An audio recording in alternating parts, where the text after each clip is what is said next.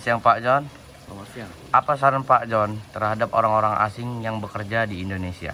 Oke, orang asing yang bekerja di Indonesia dalam konteks safety culture ya.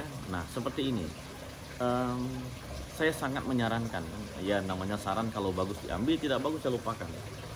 Em, Berikan mereka itu culture awareness training, ya mungkin hanya sekedar 4 jam saja. Apa isinya?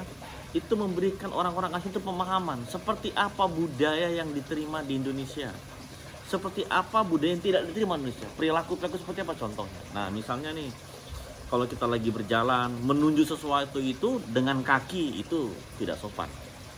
Kadang nunjuk dengan tunjuk seperti ini pun sedang sih, tapi yang lebih aman, nah ya, meludah sembarangan di dekat orang ya.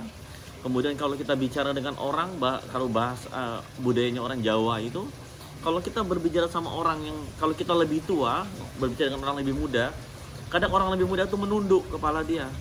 Kita melihat mata mereka itu, kadang-kadang mereka tidak menatap mata kita. Itu karena mereka itu sengaja tidak melihat mata kita, karena mereka fokus mendengarkan.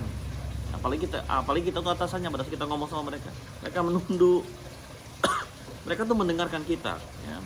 Nah hal-hal seperti ini sangat penting ya, agar nanti di lapangan tidak terjadi gesekan ya. Sekali-sekali, mungkin 6 bulan sekali dalam Grand Safety Talk itu ucapkan ya, di dalam apalagi banyak orang asing yang sebutkan sekali-sekali, bapak-bapak ini ada satu kasus insiden ini, insiden apa? Insiden budaya, gesekan budaya. Nah, ini salah satu proyek saya di Sulawesi Tengah itu, seorang safety manager malah dari negeri seberang itu bekerja di sana.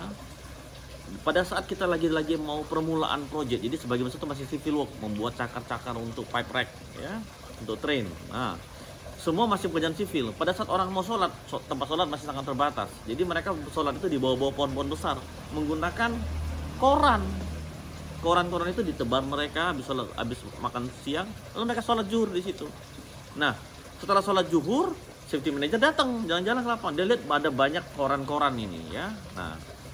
Nah, ditendang karena menjadi housekeeping issue safety manager ini.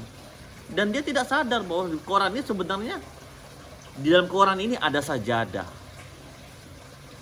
Nah, dia pikir hanya koran saja, ternyata ada sajadah di situ. Wah, kejadiannya jadi serius. Dia dikejar oleh pekerja lokal di situ. Dia dipukulin dan besok dia kembali pulang ke negara seberang dan tidak lagi kembali. Nah, hal seperti ini perlu diketahui, di-share gitu. Ini ada safety culture incident ya. Nah, perlu di-share. Jadi semua orang asing itu sangat penting, perlu tahu, itu saran saya.